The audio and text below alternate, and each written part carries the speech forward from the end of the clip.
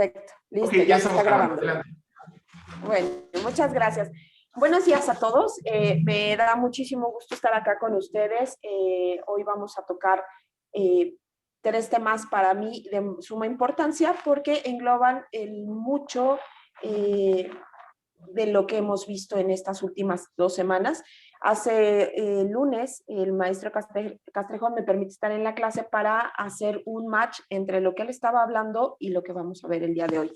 Quiero empezar mi participación comentándoles que esta semana la doctora Nora Volkov, que es la directora del National Institute for Drug Abuse, si algunos de ustedes están inmiscuidos en esto de las adicciones, saben que la doctora Volkov es de origen mexicano, es una psiquiatra mexicana que se fue a hacer una estancia a Estados Unidos y allá se quedó.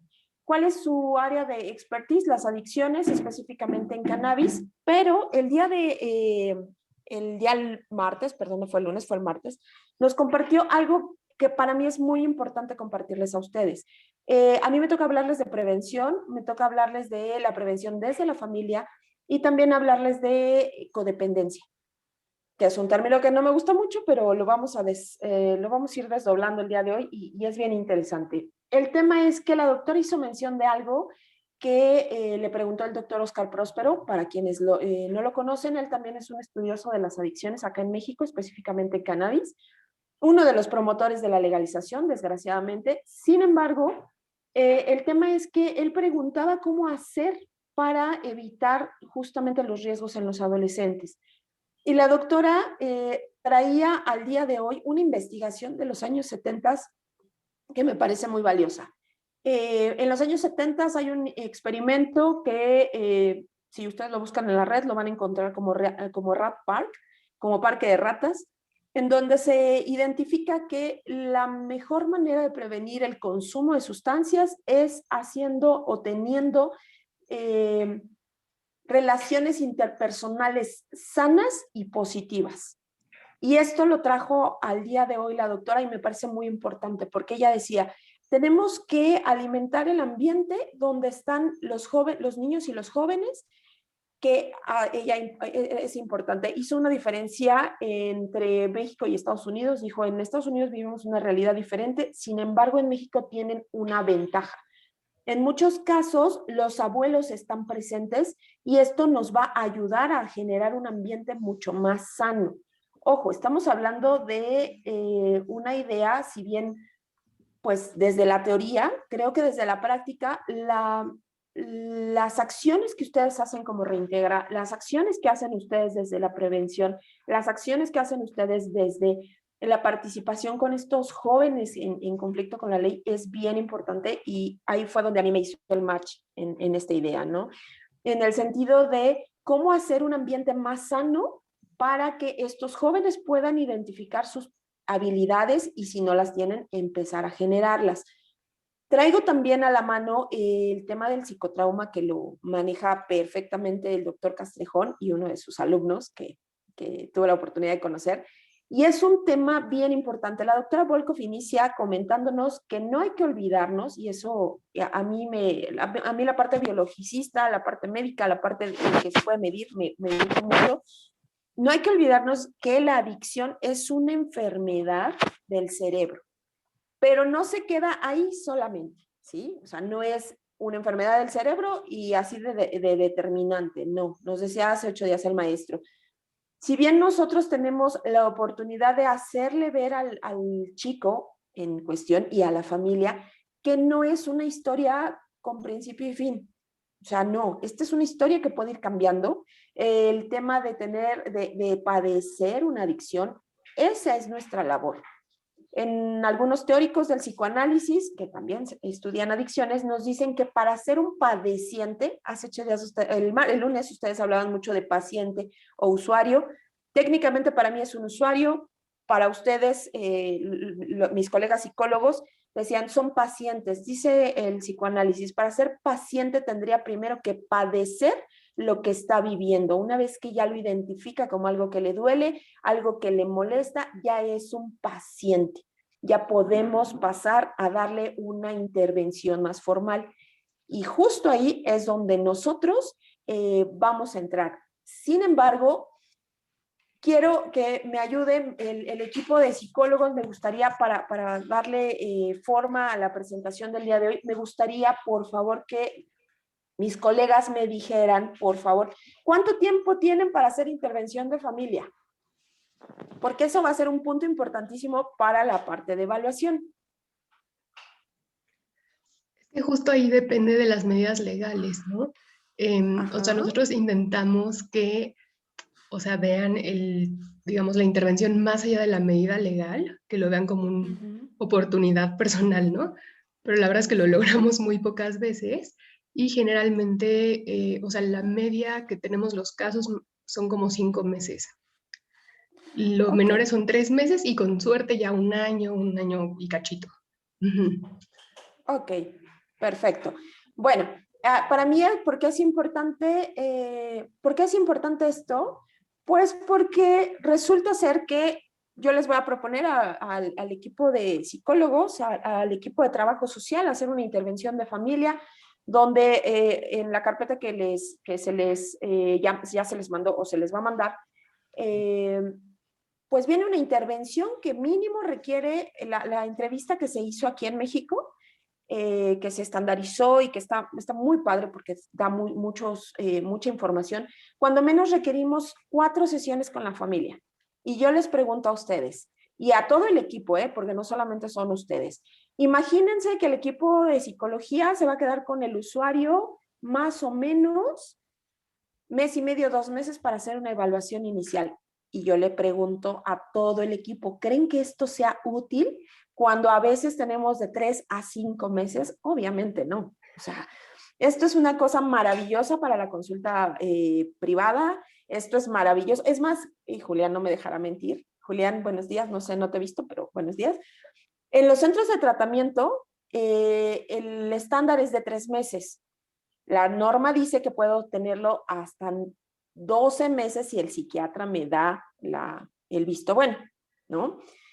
Pero pues yo no puedo tener a un paciente, en el caso de ustedes, no lo puedo tener 2 meses conmigo en el área de psicología haciéndole una evaluación a la familia, porque estaría yo perdiendo mucho del tiempo que hay que ocupar en los talleres, en la reintegración, en la reinserción, en estas cosas que tiene que aprender, ¿no? Entonces, ¿cuál es la idea de hacer una evaluación? Pues para allá vamos. Después de haberles contado mi experiencia con la doctora Volko, que por cierto es mi hijita en la vida, ojalá puedan ver esa grabación, está en la página de la APM. ¿Qué puntos voy a tocar? Voy a empezar con evaluación familiar, aprovechando que ya empecé con esto. ¿Qué vamos a medir en una evaluación familiar? Es difícil definir lo que es una familia. Es difícil definir qué es una dinámica familiar. Es difícil, sí. Sin embargo, algo que nosotros tenemos como un plus en esta intervención que estamos haciendo es que podemos tener desde una hasta toda la familia. Y ustedes me decían, sí, pero también hay ocasiones en las que no tenemos a nadie. ¿Alguien tiene? Ok. Algunas veces no tenemos a nadie. Sin embargo, nos vamos a poner el día de hoy en el papel que nos poníamos el día lunes, en donde primero ya tenemos identificado que es un tema de consumo de sustancias. No tenemos todavía identificado si es uso, abuso o dependencia o si hay más consumo en la familia. Únicamente sabemos que es consumo de sustancias. Segundo punto, viene una familia integrada por, ¿qué les parece? Una mamá, un papá y 2 hermanos. Por lo tanto, ¿qué es lo que vamos a hacer con esto? ¿Esto es suficiente para hacer una evaluación familiar? ¿Qué es lo que vamos a evaluar y con qué lo vamos a evaluar? ¿Para qué vamos a hacer la evaluación? Pues básicamente la hacemos para conocer la dinámica de la familia. Nos dicen los teóricos que la dinámica familiar es un término difícil de concretar, ya que las interacciones al interior y al exterior de la familia son multicausales y tienen muchos ángulos desde donde ser estudiadas. Cada familia va a ser diferente, ¿sí? Y eso es algo que nosotros hablábamos hace unos días, justamente donde hablábamos de nuevas familias, nuevos tipos de familias. Bueno, yo me voy a centrar en una familia tradicional, no porque no conozcamos otro tipo de familias, no porque no las vayamos a recibir, sino mi marco teórico es, este tipo de familias fueron las que se empezaron a estudiar. Recuerden, la terapia familiar inicia allá por los años 60.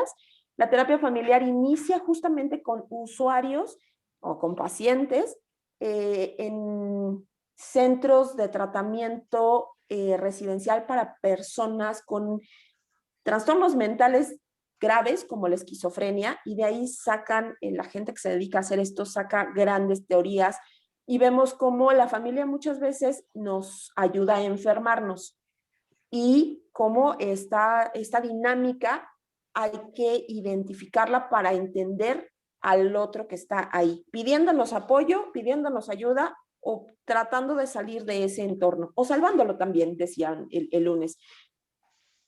Como les decía, lo que vamos a medir es el funcionamiento familiar. ¿Cómo lo vamos a medir? Tenemos dos tipos de instrumentos. Los métodos observacionales, es importante que tanto el equipo del área psicológica como el resto del equipo que tiene contacto con la familia nos permita, y si ahorita alguien me puede compartir que no sea del equipo de psicología, cómo ve llegar a las familias, se los voy a agradecer infinitamente, porque resulta ser que esto de llegar a las familias, a estos lugares donde les vamos a dar atención, no sé si ayuda, pero sí atención, llega a ser muy extenuante, llega a ser estresante. Tomen en cuenta que es probable que encontremos algunos secretos que ellos no se han atrevido a hablar, ¿sí? Eso en un primer momento.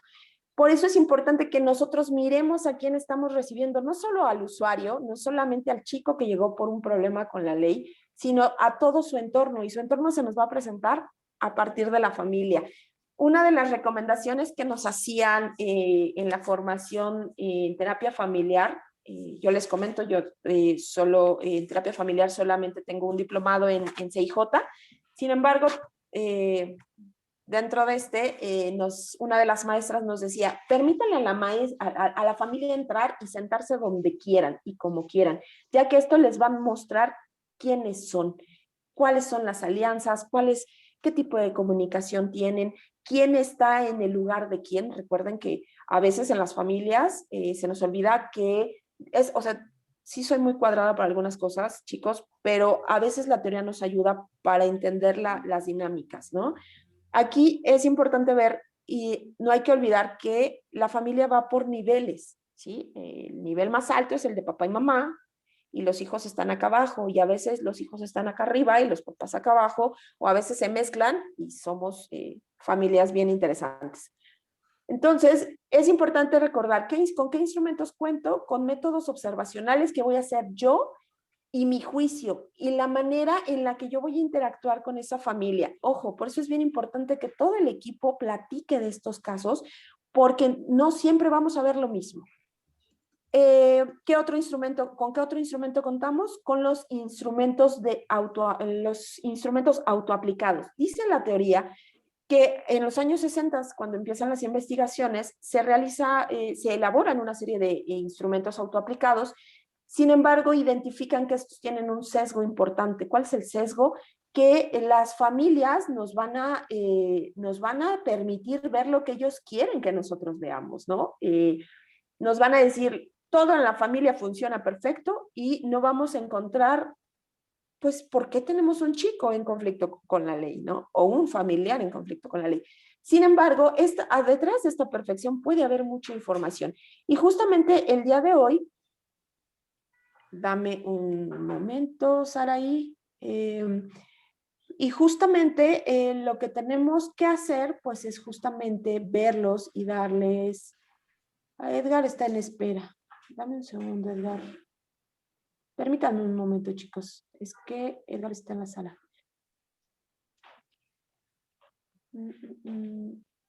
Admitir. Admitir a todos.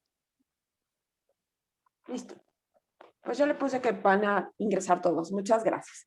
Eh, Les hablaba de los instrumentos autoaplicados, nos dice la teoría que estos pues nada más nos van a mostrar lo que la familia quiere mostrarnos, y hay otra serie de instrumentos que son los que nosotros les vamos a compartir el día de hoy, justamente para que ustedes conozcan el funcionamiento familiar. Ojo, estos instrumentos solamente nos van a dar una visión parcial. Ahora imagínense que ya tenemos un instrumento, por ejemplo, el que se hizo acá en México, tiene la particularidad de ser muy largo, es muy, no hay esta brevedad que requerimos nosotros los que estamos in situ trabajando. Sin embargo, pues es un instrumento que nos va a desmenuzar a la familia y lo vamos a dejar en un segundo plano, lo vamos a dejar para otro momento en donde todos ustedes ya lo hayan revisado junto con el equipo para que me den sus comentarios. Ahorita esto ya se les, admitir, esto ya se les mandó, sin embargo, es importante que lo revisen. También se les mandaron 10 cuestionarios sobre funcionamiento familiar. Ojo, cada uno de estos cuestionarios va a medir un área específica, comunicación, integración, eh, la percepción de la familia, el nivel de estrés que tenemos en la familia, y todo esto para qué nos va a servir, pues justamente para armarnos una idea. Yo me voy a centrar en un instrumento, específicamente uno que se estandarizó, no aquí en México, se estandarizó en España, y es un instrumento que se llama FFSIL, y este instrumento evalúa el funcionamiento familiar a partir de la percepción de uno de los miembros a través de una serie de preguntas acerca del funcionamiento familiar. ¿Qué vamos a medir con este? Cohesión, armonía, comunicación, permeabilidad, afectividad, roles y adaptabilidad. ¿Por qué escogí este? Pues porque son 16 ítems. Creo que sí nos podemos dar el lujo de tener una sesión con la familia para únicamente evaluarla.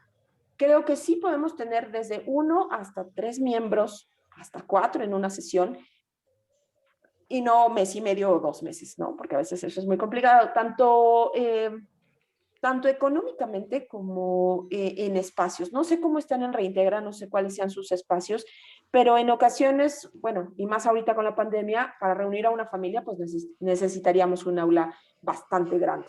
Entonces, este instrumento, les vuelvo a comentar, es el instrumento FFSIL, ya lo tienen en su carpeta, nos va a ayudar a valorar esto. Ahora, la gente que se dedica, por ejemplo, a la prevención me podría decir, oigan, ¿y esto cómo para qué nos va a servir a nosotros?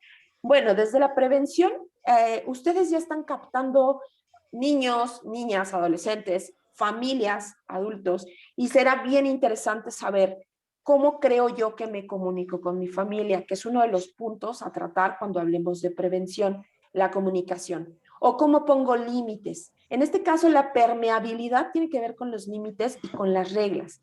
Dice, les comparto un poco, dice el pediatra de mis hijas que el primer acto de amor que tenemos con los hijos es justamente poner límites. Si no hay límites, es todo lo contrario a una muestra de amor. Y cuando uno lee cosas de prevención, cosas de psicopatología, dice uno, bueno, creo que por aquí va la idea, ¿no?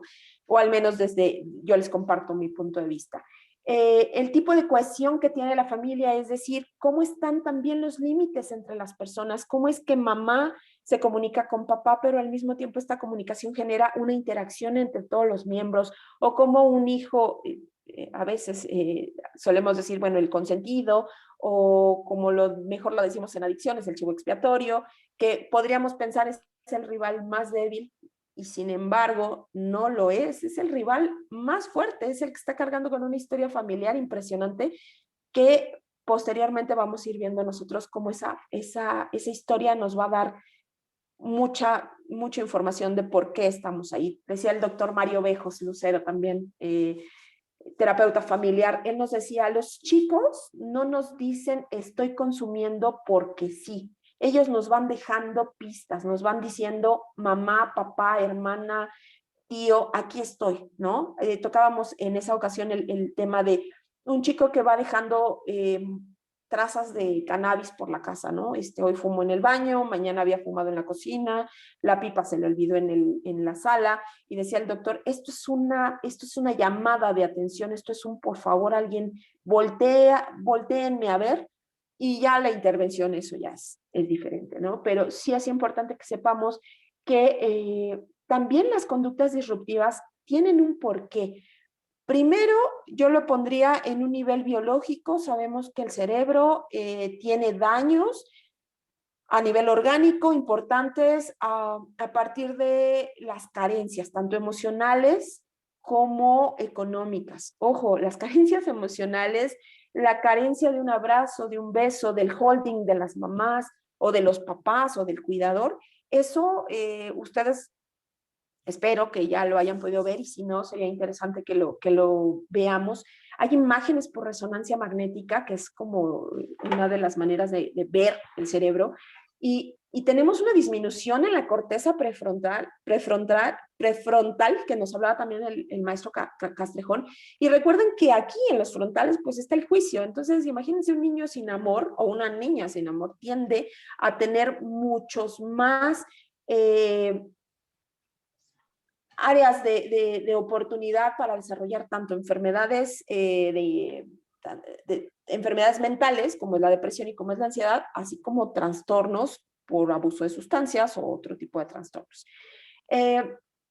Es importante que cada uno de estos aspectos que nosotros vamos a medir en la familia lo podamos compartir con el equipo técnico. Yo hablo de equipo técnico por nombrarlos a todos ustedes en conjunto, porque no va a ser lo mismo analizar una familia que viene, no sé, de la Guerrero, a analizar una familia que viene de Xochimilco, ¿no? Y no es un juicio de valor, es un tema de desarrollo como familias. A veces, dependiendo de qué lugar, de dónde nos desarrollamos, es cómo vamos a vivir. Les menciono un instrumento por decir poco. Les comento, les mandamos una tabla de 10 instrumentos, su instrumento con sus tablas de calificación y su interpretación, y la insistencia de, por favor, compartirlo con el equipo técnico. Creo que esto es importantísimo. Ellos podrían estar viendo algo que nosotros no vemos. Los chicos podrían estar teniendo una comunicación diferente con la gente que les enseña habilidades manuales, a gente que les ayuda a hacer esta cosa del deporte, que es bien importante. Y a lo mejor con nosotros los psicólogos, como ya saben que los psicólogos solamente nos van a ver los locos, pues imagínense, ¿no? Es importante ser parte de un equipo. ¿Qué vamos a encontrar en las familias? Yo les comentaba que pues vamos a encontrar muchos secretos, vamos a encontrar muchas historias. Las historias van a ser bien importantes. Decía la maestra Laura Soubrana ya en CIJ, que es armar mapas, ¿no? Es contemplar la historia completa, pero para contemplar la historia completa necesitas cada una de las historias de cada uno de los miembros de la familia. Y para quienes han trabajado con familias, me gustaría también escuchar su participación. 2 minutos más y ahora les toca a ustedes, chicos, gracias. Cuando la familia se compromete o va por obligación a estas terapias familiares o a estas reuniones familiares, nos regalan un montón de información, ¿no? El otro día decían, a veces los niños pequeños son los que mejor identifican los consumos. Pues sí, porque ellos afortunadamente todavía no aprenden ni a mentir ni a ocultar, no como los adultos, ¿no? Y esto viene a colación porque imagínense, y ustedes seguramente han tenido estas familias donde el adolescente entre, ¿qué les gusta? 13, 17 años está consumiendo, y de repente por acá hay niños más pequeños, 8, 9 años, chicos que les están enseñando, si bien nos va en la escuela, que hay conductas que nos pueden dañar la salud. Pues es un choque importante entre lo que veo en casa, lo que me enseñan en la escuela y lo que estoy viendo como dinámica en mi familia, ¿no? Uno de los puntos que tocábamos era la codependencia. ¿Qué es la codependencia? Vuelvo a insistir, a mí no me gusta ese término porque es un término, y lo dice la teoría, también les mandé una carpeta de codependencia.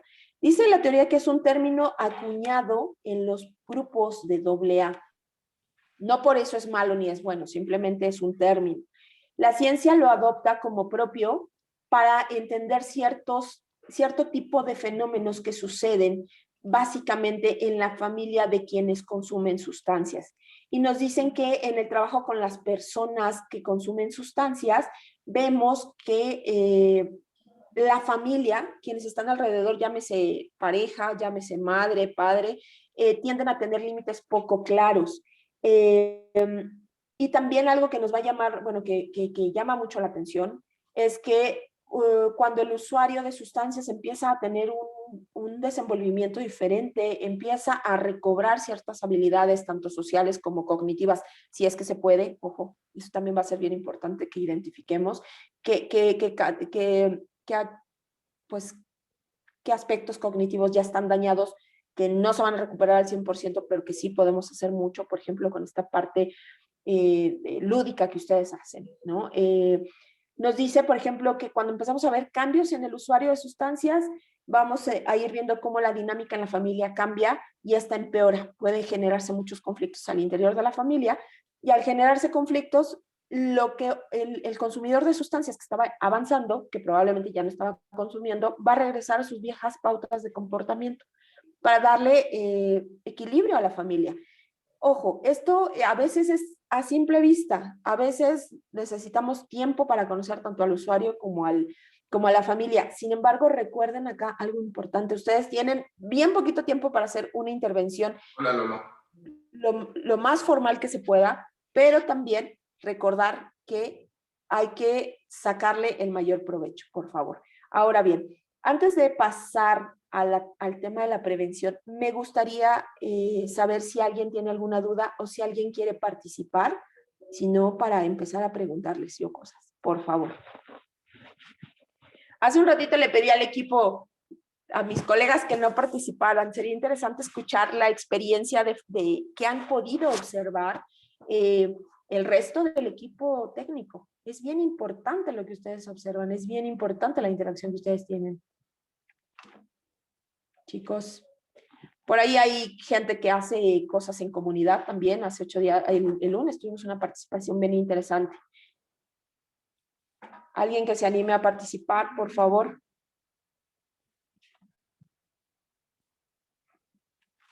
Yo, pero soy psicóloga. Ah, y dijeron que psicólogos no, y ya me metí a la fila. Bueno, pues ya te metiste. Querida, solemos hablar más que los demás. Díganmelo a mí. Este, bueno, nada más es igual compartir algo en alguna ocasión con un joven que también tuvo su familia, justamente en el trabajo, con la mamá, pues era una mamá como muy aprensiva, sobreprotectora, ¿no? O sea, como quizá todos estos signos, ¿no? También como de la codependencia. Y justo en el trabajo, pues yo le decía a la señora, es que pareciera que una dependiente a estas sustancias. Así como su hijo está como que con esa ansiedad de ir a consumir con los amigos, a mí se me figura como, bueno, le hacía la referencia a la señora, usted genera también esa ansiedad de que ya llegue para gritarle porque seguro ya viene drogado, porque esto, entonces la señora también pues presentaba todas esas reacciones y signos. El adolescente se incorpora a un tratamiento interno especializado en adicciones en una clínica con quien llegamos a tener vínculo en su momento y obviamente pues ahí recibía pues todo la intervención. La señora incluso se incorporó también ahí al programa que pláticas que daban para los padres, me parece que era de Al-Anon, más aparte las actividades que teníamos en la fundación de sus espacios de terapia, seguimientos, grupo de padres, todo. Y justamente hasta el padre se incorporó en esa ocasión al programa y empezaron a hacer como un buen proceso. El chico se quedó ahí un poquito, creo que más de 3 meses, este, y empezó pues todo su proceso de desintoxicación y rehabilitación. Y justo cuando salía, que ya estaba próxima la fecha, pues la mamá decía, ¿qué vamos a hacer o cómo vamos a revisar? Vamos a recibir, perdón, a mi hijo, ¿no? La señora pues tuvo y el señor tuvieron que trabajar mucho pues su lugar de ser una figura más firme, porque sí eran muy sobreprotectores, ¿no? Incluso el hermano mayor de este joven también tenía consumo y llegó en 2 o 3 ocasiones a un espacio conmigo de escucha, porque no era un espacio formal, porque llegó a ir más como desde espacios de escucha. Un poco de lo que se trabajó con estos papás fue el cambio de o sea, como estrategia para ir moviendo un poco ahí, fue aspectos dentro de su casa. Los papás hicieron un esfuerzo para poder, dijeron, vamos a remodelarla, o sea, a concluir en este tiempo que él está, concluir su habitación porque no tenía puerta, creo que le pintaron el cuarto, o sea, había cosas que en casa apenas estaban pues como terminando, incluso pintaron, remodelaron ahí un poquito, cambiaron muebles de lugar, o sea, sin gastos. La señora fue, porque dice que ella tenía en un mueble así como el de cosas de la escuela cuando él era niño, ¿no? El dibujo que hizo en la primaria cuando la primavera, que la foto cuando salió de ratón vaquero, o sea, cosas muy así. Y por la edad, obviamente, estaba muy bonito todos esos recuerdos, pero se le dijo a la señora, su hijo ya es un adolescente, ya no es un niño. Entonces la señora Ujú. tuvo que hacer un proceso ahí de despejarse de esos recuerdos, justamente para recibir al adolescente y no al niño, ¿no? Que Así es. una situación así era muy, em, pues como de mucha presión para este joven. Y también limpió su cuarto para recibirlo, que este chico llegara a un cuarto limpio. Pues la señora dijo, a mí no me gusta esculcarle sus cosas, le lavó la ropa, le acomodó cajón, para quitar cualquier tipo de objeto o si fuera ahí hubiera algo ahí todavía que hubiera dejado en relación a una secuencia, y le limpió todo el cuarto y así. Y así lo recibieron, ¿no? Entonces, eso fue algo como muy padre de los papás porque justo el chico llegó a un familiar muy distinto, no solo desde lo físico, sino también como a los de los padres. Obviamente, pues ellos continuaron trabajando y reforzando habilidades y herramientas. Yo creo que fue una de las cosas que pudo favorecer un poco que el chico se mantuviera. Así es.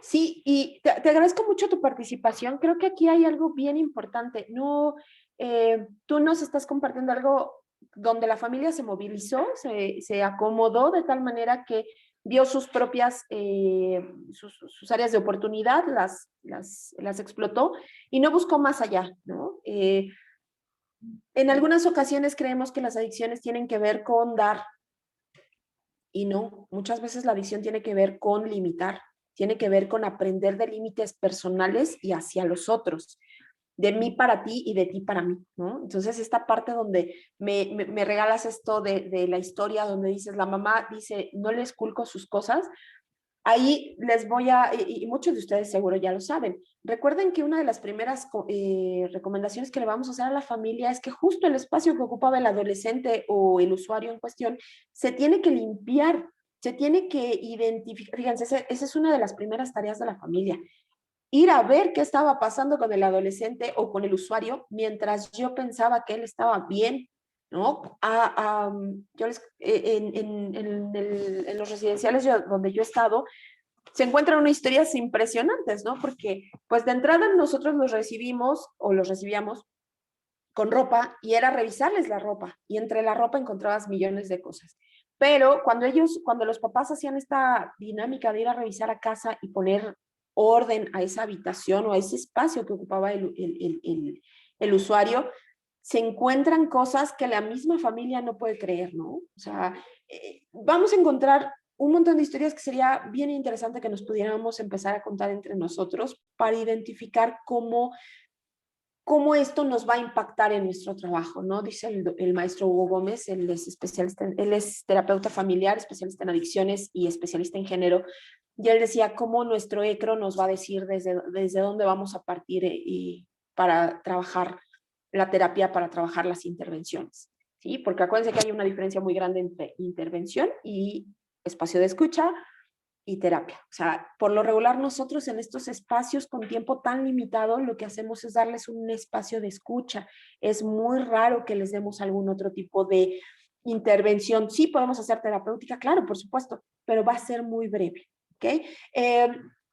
Equipo técnico, por favor, allá los que ven chicos en otras áreas que no son psicología. Trabajo social, cuéntenme su experiencia con las familias, porfa.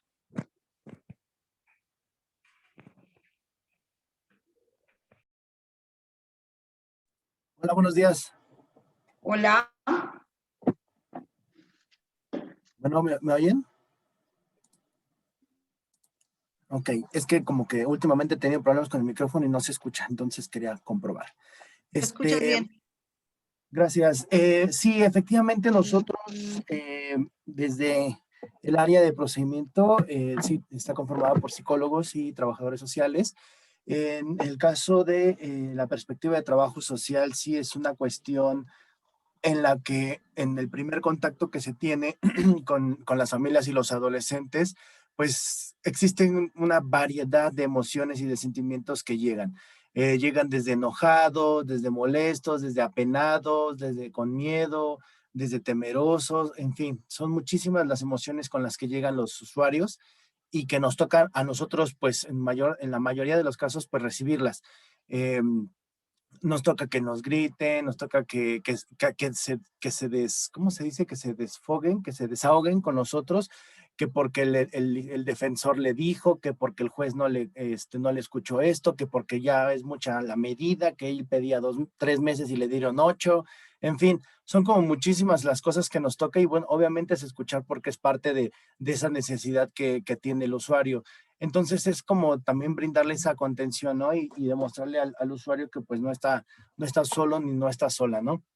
Entonces llegan los chicos, llegan las familias y pues sí toca eh, primeramente tratar un poco con esas emociones y en un segundo momento ya después de trabajar un poquito con eso que sienten, formar este lazo, ¿no? Este lazo de empatía, este lazo de amistad, por así decirlo, para que en un momento, pues ellos poco a poco empiecen a proporcionar esta información. Poco a poco ellos se sientan en confianza y digan, sí, bueno, este lugar sí, no es un lugar en donde me van a juzgar, este lugar no es un espacio en donde me voy a sentir confrontado o confrontada, sino simplemente es, sí, efectivamente un espacio, como bien me lo dicen, un espacio de ayuda, un espacio de escucha, que en muchas áreas de mi vida, ni en mi trabajo, ni en mi casa, ni con mi pareja, ni con mis hijos tengo.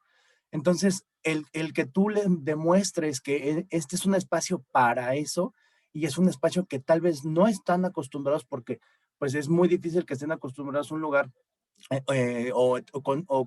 conocer una persona que les muestre esta apertura, que les muestre este apoyo, pues es así como que te saca de cuadro, ¿no? Y te cambia de lugar y dices, bueno, pero ¿esto qué es, no? O esto es nuevo para mí, ¿no? Entonces es principalmente el área de trabajo, el área de proce, es eso, es brindarle esa nueva experiencia, presentarle esa nueva experiencia y decir, híjole, ¿no? Pues sí, sí yo no sabía esto, ¿no? Entonces ya saqué todo mi emoción, mi miedo, mi coraje, de todo, porque a mi hijo no es culpable y ya le dijeron que ya le dan sentencia, eso no se me hace justo, y ya lo mandaron a que se haga un tratamiento para las adicciones y él no consume, entonces todo eso, bueno, nos toca.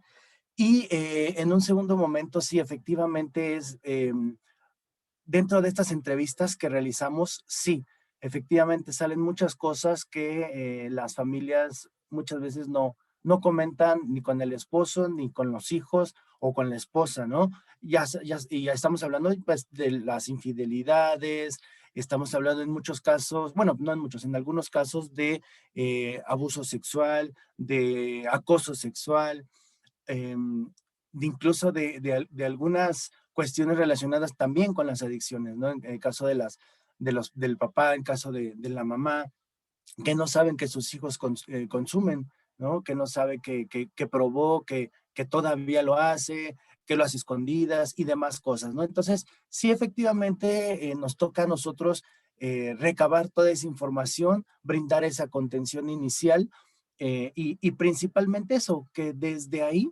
ellos están sintiéndose en un espacio cómodo, en un espacio donde no les van a decir, es que eres un borracho, es que eres un infiel, es que eres la dejada, ¿no? Eh, nos toca eso, nos toca no juzgar, nos toca solamente escuchar, nos toca brindar ese apoyo, nos toca ser la parte que va a decir, señora, señor, chavo, adolescente, no te preocupes, estás en un lugar en donde vas a ser tratado con igualdad, vas a ser tratado como una persona, no te sientas así. Bueno, sí es válido que te sientas así, pero vas a ver que con el tiempo que vas a estar con nosotros, vas a encontrar soluciones, vas a encontrar esto, vas a encontrar aquello, vas a encontrar varias cosas importantes en ti, ¿no? En ti y en tu familia. Entonces, es principalmente el área de trabajo social, el área de procedimiento, es recibir los casos, brindar esta orientación, brindar este primer contacto y generar ese lazo para que una vez de que ya tenga la medida legal, o si es que ya tiene la medida legal, pues sea un poquito más fácil trabajar con ellos, ¿no? Romper con esas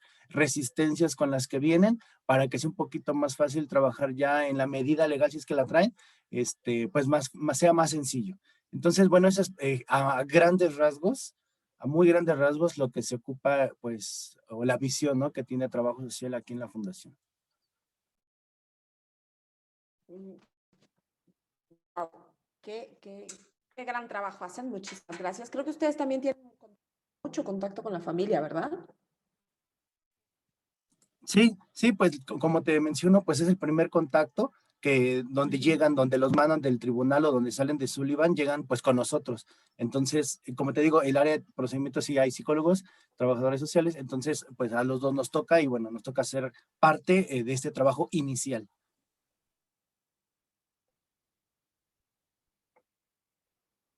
Ok, me parece perfecto. Pues dejé de escucharlos. ¿Ustedes sí me escuchan? Ok, perfecto.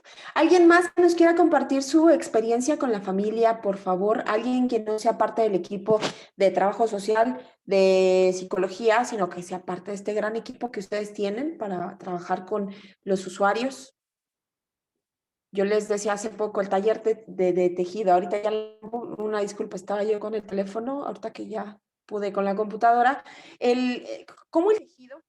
¿Cómo en la teoría nos dice que toda esta parte lúdica, toda esta parte del uso de las manos, de la coordinación visoespacial, de todo esto va a ser bien importante para la rehabilitación de algunas áreas que hayan sido dañadas ya por el consumo, ¿no? Y a la familia también va a ser bien importante esto, compartírselos. Hablando de la codependencia, por alguna razón no me deja compartir la presentación, por fin pude entrar y no me deja compartirles la presentación, pero se las vamos a mandar.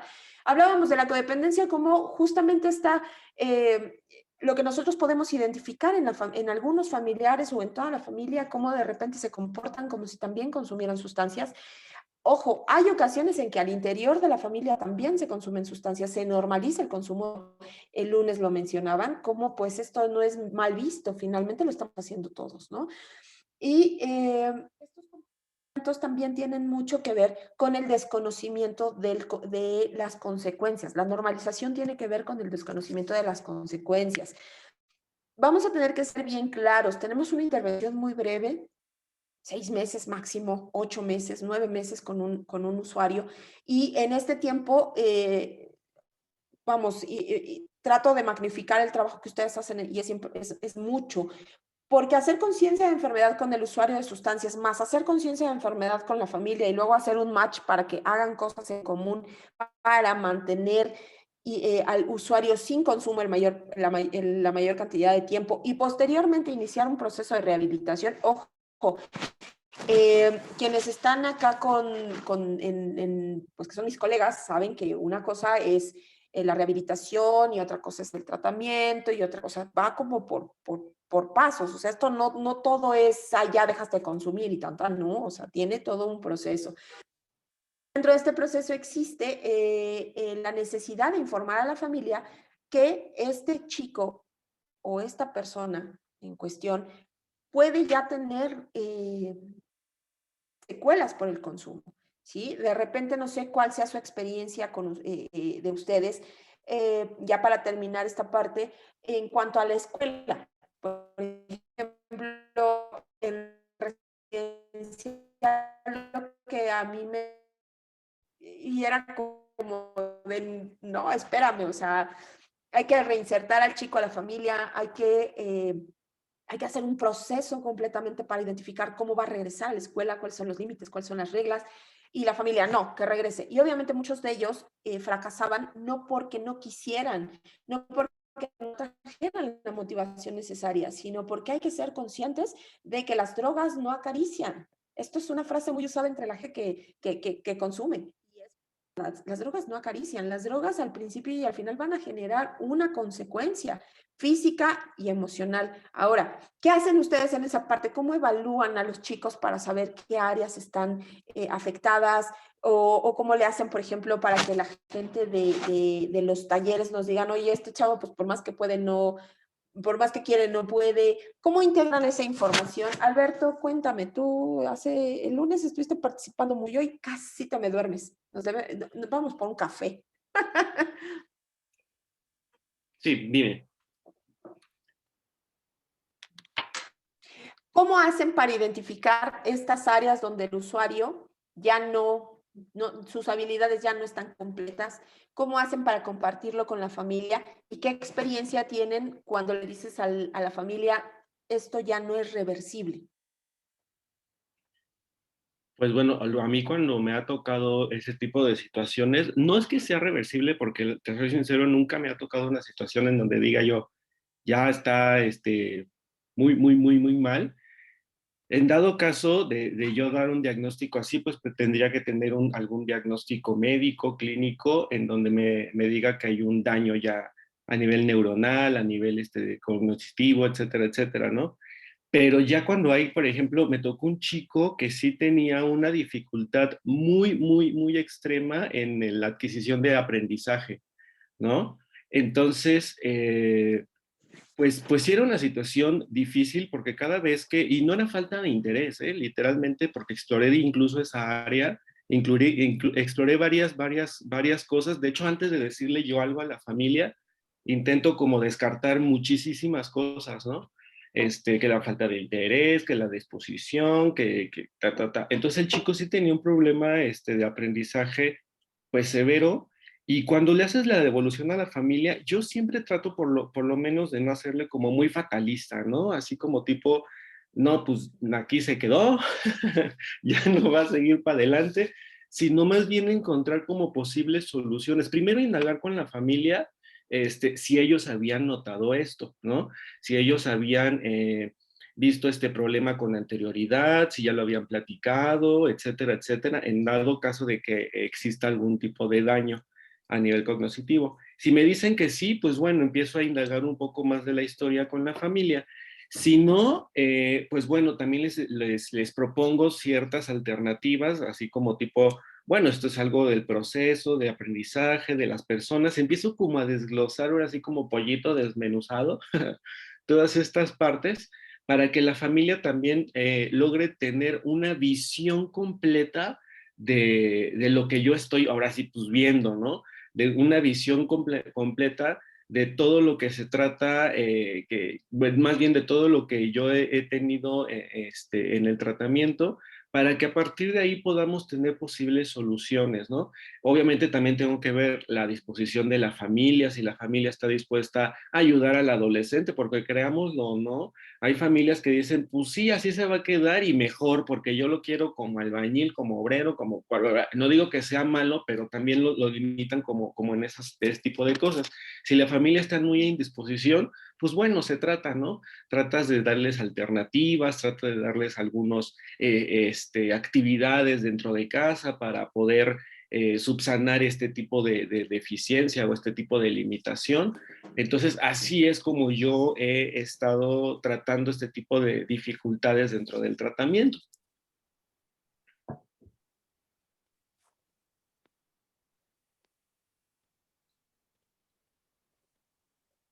Sí.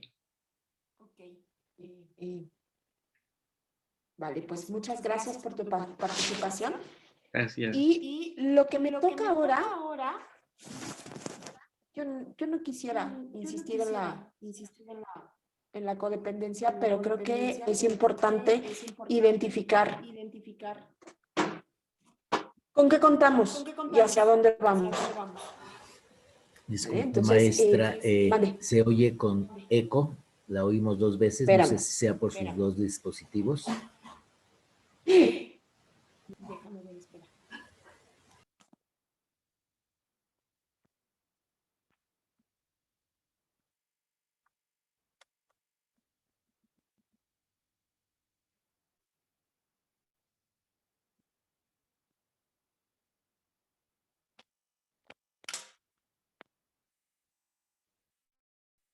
Listo, creo que ya. ¿Ya mejoró? Sí, gracias. Sí, Muchas gracias. Esa voz me agrada. ¿Quién fue el que me dijo eso? Cuéntame, por favor. Llevo ya 1 hora y cachito hablando, entonces ya me tengo que callar. Cuéntame, ¿tú quién eres? Yo soy Jorge y justo no, eso sucedió después de la intervención de Alberto, cuando ya puso sus 2 dispositivos, pero antes se le había escuchado bien. Yo soy el tallerista de teatro. Wow, cuéntame tu experiencia, por favor. ¿Tú tienes contacto con la familia? Lo que tú haces es maravilloso. Digamos que hasta cierto punto, un poquito el tema es que yo estoy en un taller que son grupales, pueden ser en distintos formatos, puede ser en escuela, puede ser en la propia institución o en un espacio de la comunidad. Y sí, ciertamente se refleja esto de las dinámicas familiares. No sé, por poner un ejemplo, en alguna escuela donde un poco mi dinámica para llegar al tema que vamos a tratar es siempre pues preguntas abiertas con los niños. En este caso la población son niños, y entonces no, pues de qué les gustaría hablar, de qué quieren que vaya su obra y tal.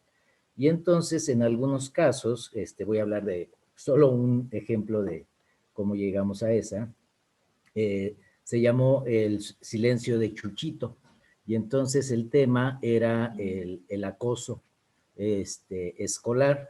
Y entonces, a partir de las experiencias del grupo, íbamos como construyendo el texto y así, y en particular de lo que puedo decir de lo que va del tema de las dinámicas familiares, era que había una escena donde nos preguntábamos por qué era así uno de los maloras, que eran los que aplicaban el acoso, ¿no? Y entonces, un poco a partir de improvisaciones y demás, se llegó como a la conclusión de que pues ese que molestaba era molestado en casa, ¿no?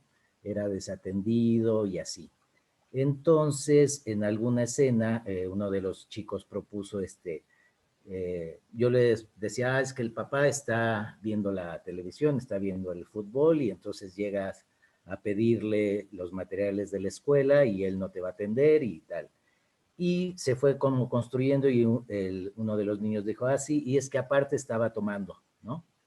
Entonces, era, bueno, vamos a integrarlo, y era, sí, ir tomando el material que ellos pues iban proponiendo, irle dando forma al final como en una historia de ficción que se exponía después. Al final se hizo la función para toda la escuela, y era solo el pie como para reflexionar en ese tema y de los que estaban como alrededor. No hemos, solo lo más cercano que he tenido como al tema ya de atender un caso es si efectivamente se detecta, y no solo en el tema de adicciones, sino más como en cuestiones emocionales o así, es el tratar de primero hablarlo con, ya sea si estamos en un ambiente escolar, con la maestra y tal, y sugerirles si les gustaría que el caso particular de algún niño se pudiera pasar al área de psicología, y entonces ahí poderle dar seguimiento y entonces tener como un espacio de escucha y Y eso es como un poco desde mi labor, pero sí se ve estas dinámicas, y entonces regresando un poquito a lo del silencio de Chuchito, pues lo que en general sí se detecta es en estos contextos cómo se normaliza el consumo, ¿no? O sea, para ellos es de lo más normal que pues el papá beba, fume, o el tío con los amigos sepan que hay algún día donde se juntan y pues usan alguna sustancia y así. Entonces, pues bueno, es a grandes rasgos un poco solo lo que les puedo compartir. Híjole, tú y yo podríamos hacer un montón de cosas o a escribir acerca de lo que de lo que tú escuchas, porque al final a ti lo que te cuentan los chicos y las chicas es lo que están viviendo en casa, ¿no? O lo que están viviendo obviamente en la escuela o el lugar donde vas, pero también estas dinámicas donde me haces recordar, ¿no? Mi sobrina de 7 años llega un día después de la escuela y es así de, ¿qué crees? Nos invitaron a jugar en el patio. Y yo, ok, y luego es que un niño dijo, vamos a jugar a que tú eres la esposa y yo el esposo y te pego. Y yo así de, ok, no era una realidad para nosotras, ¿no? O sea, en ese momento no era una realidad para mí, pero sí era una realidad para la niña que estaba invitando a mi sobrina a jugar este juego. Y así muchas cosas que podemos traer de afuera hacia adentro, hacia el equipo técnico, hacia todas estas historias que se van a ir construyendo poco a poco y que nosotros vamos a ser parte de ellas. ¿Cómo evitar ser parte de la codependencia cuando en algún momento dentro de la terapia familiar sistémica nos hablan de que todos somos codependientes, todos dependemos del otro para ir avanzando, ¿sí? La codependencia en cierto momento es sana, sí, porque nos permite hacer vínculos. Sin embargo, a ustedes les pasa mucho. Me gustaría que alguien del equipo, ya saben, los psicólogos no hablamos, pero terminamos hablando nosotros. ¿Quién de ustedes ha trabajado con este tema de los vínculos? Porque esto también es bien importante. A veces, en el residencial o en los residenciales donde yo he estado, me llegó a tocar esta parte donde las chicas o los chicos, pues se sienten acogidos, se sienten mejor que en casa, ¿no? ¿Y qué hacen?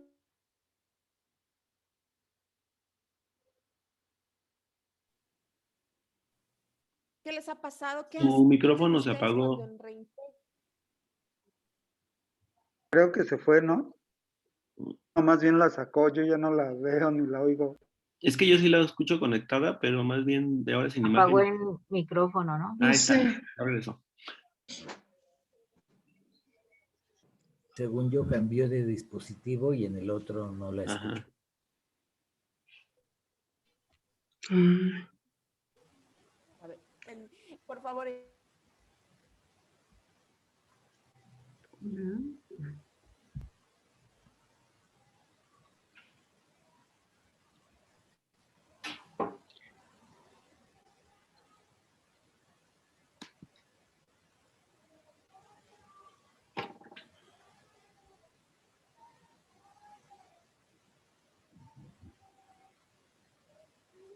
¿Ya me escuchan mejor, muchachos? Ya te escuchamos. Se Ya te sigue escuchamos, escuchando, pero un poco pero no sabemos si entrecortado. mejor. Ah, Esa última parte ya no la escuché. te escuchamos, pero cortada. Ok. Está fallando mi red, tanto la de aquí como la del teléfono. Les voy a pedir una gran disculpa y voy a pedirles que me hagan señas cuando ya no me escuche bien, ¿sí? Recapitulando. Perdón, lo que pasa es que apareces doble vez conectada. Les preguntaba yo, ¿qué pasa con los vínculos? ¿Qué pasa cuando... ¿No?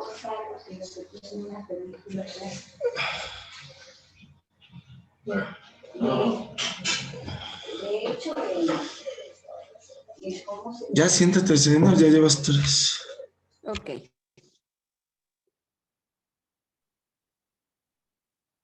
¿Sí me escucho bien, Carla? Sí, ya. Se quedaron sonriendo todos. pero sí te escuchamos. Contarles, esta parte de los vínculos, ¿por qué va a ser importante? Nosotros también tenemos que aprender a poner límites. Recuerden que los chicos se van a ir con una carga importante de información y en muchas ocasiones van a ir a repetir patrones, cuando llegan con nosotros vienen a repetir patrones de la familia, pero cuando se van, lo esperado es que vayan a repetir lo que aprendieron acá con nosotros.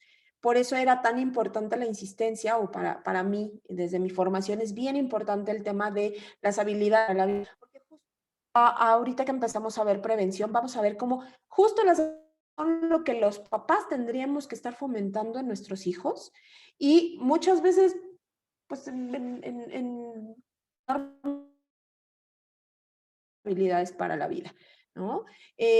¿Cómo lo transmite el equipo de prevención? ¿Cómo transmite? ¿Cuál es el mensaje que lleva el equipo de prevención de Reintegra a los lugares donde ustedes van? Levanten la manita, por favor, los equipos el equipo de prevención de Reintegra. No van a hablar ahorita, solo levanten sus manitas. Uriel, Agustín, Jorge, Axel, Mayra, Daniela de la Cruz, Jaime del Carmen. ¿Quién me falta mencionar? Javi, Araceli Mora. ¿Quién de todos ustedes me puede contar a partir de dónde hacen prevención, por favor? Para que no vaya yo a andar diciendo cosas que no son.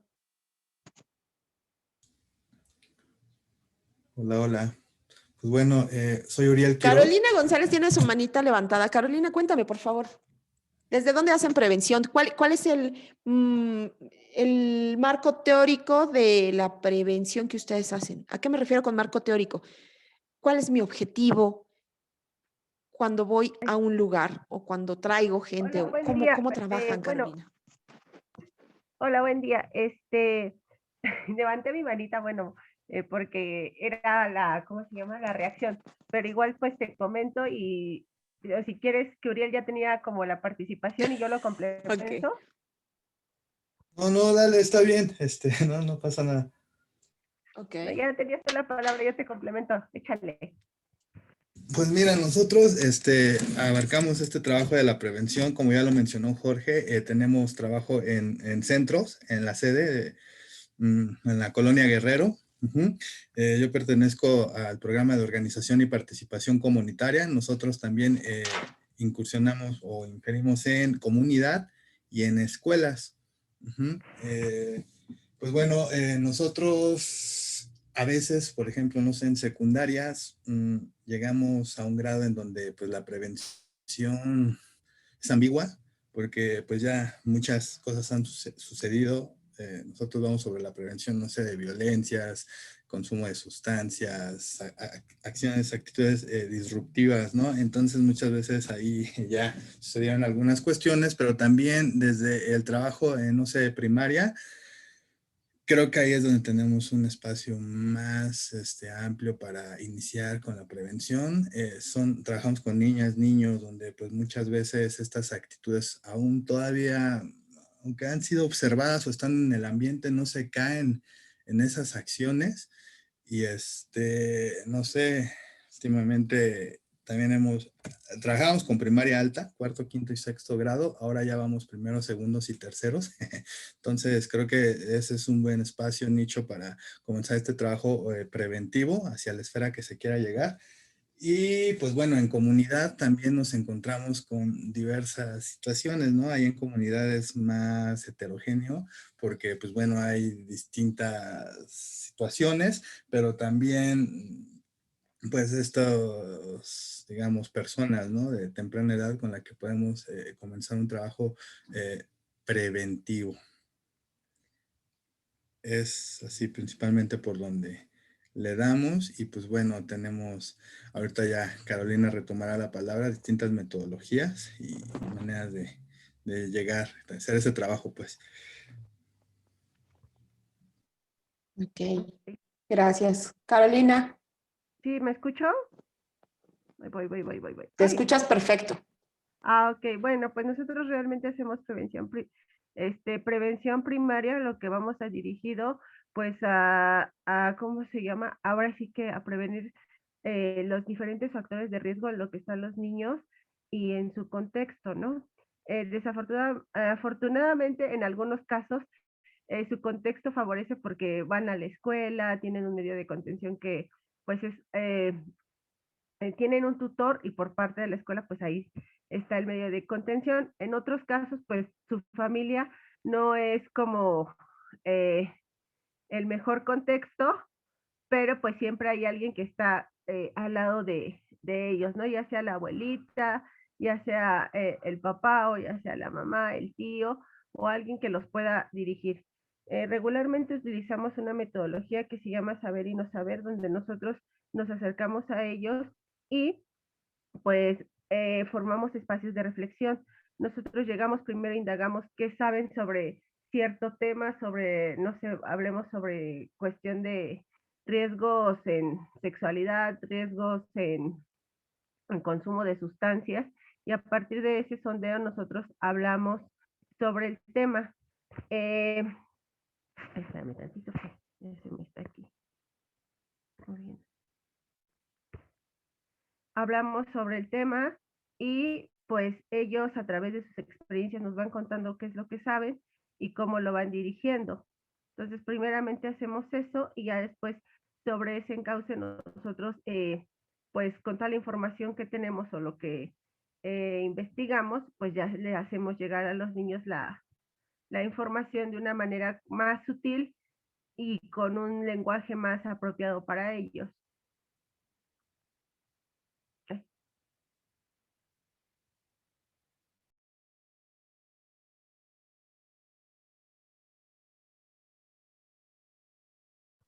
Creo que tienes tu micrófono apagado. Sí, también. Tienes razón, perdona. Esta parte donde ustedes llegan y les preguntan a los chicos es bien interesante.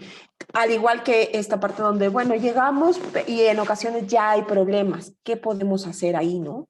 Y sin embargo, dice la teoría, dice que aunque ya tengamos problemas, podemos incidir para que no haya más problemas.